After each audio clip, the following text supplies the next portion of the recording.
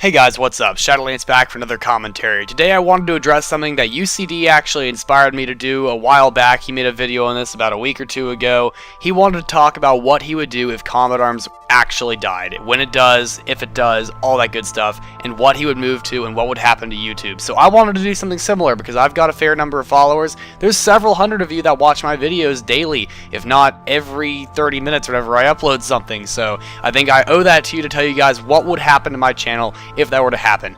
Now, first of all, I'm going to lay down the ground rule. I'm never quitting YouTube. It's fun. I enjoy it. It gives me something to do at the end of the day that I really like doing. It's innovative, and I get to talk to you guys. It's a lot of fun, and I really enjoy it. So I'm not quitting YouTube. That's not going anywhere. Even if Combat Arms were to be wiped off the face of the planet, I would probably not quit.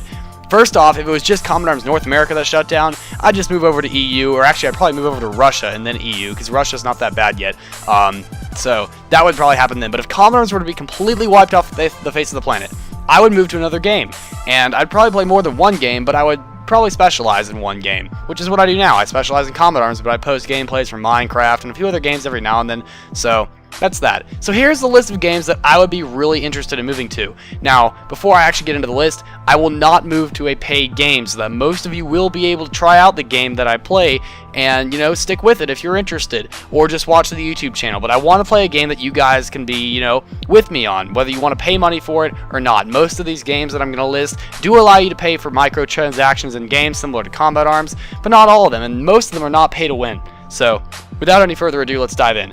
The number one game I would move to is probably called Nether.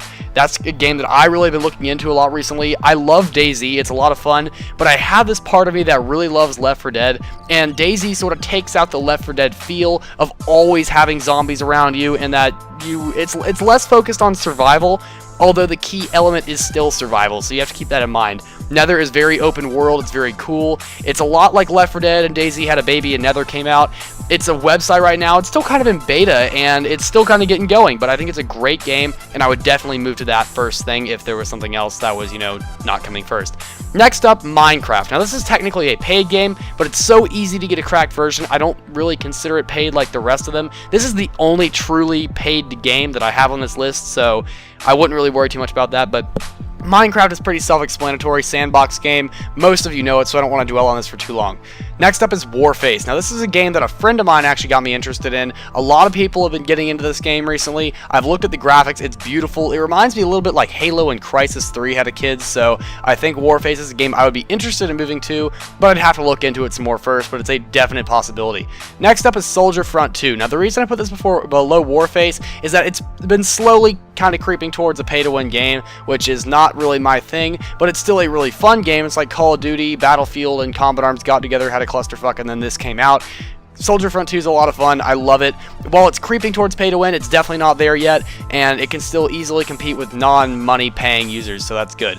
Next up is Blacklight Retribution. Now, a lot of you guys probably heard about this game when it came out a little over a year ago. It's basically a better version of Halo. It's like Halo and Counter-Strike sort of put together, but it has so many things put into it, and the one reason I really got attracted to it is because it reminded me of a game similar to Extraction that's coming out soon called Brink, and if you think about it, Brink and Extraction were made by the same producers, Bethesda, all that, so that's good. But the game reminded me of Brink, at least the way that you play it. I personally loved Brink. It never really took off, and it was kind of a belly flop, but I liked the game, and Blacklight Retribution reminds me of like a Halo version of that, so that's why I'm interested.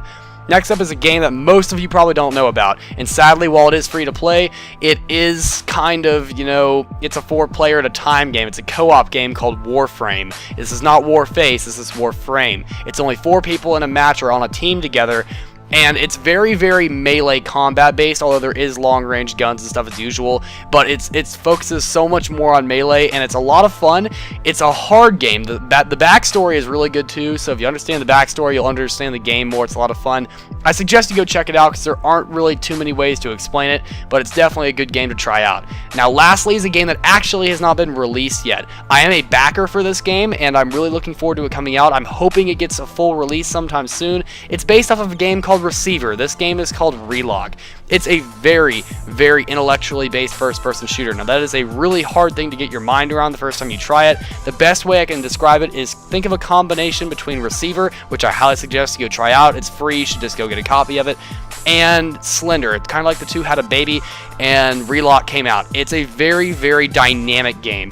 You really have to think about what you're doing. You can't just reload your gun by pressing R. You have to press a combination of keys to actually fully reload your gun. It's a very intuitive game that requires you to think very carefully about what you're doing.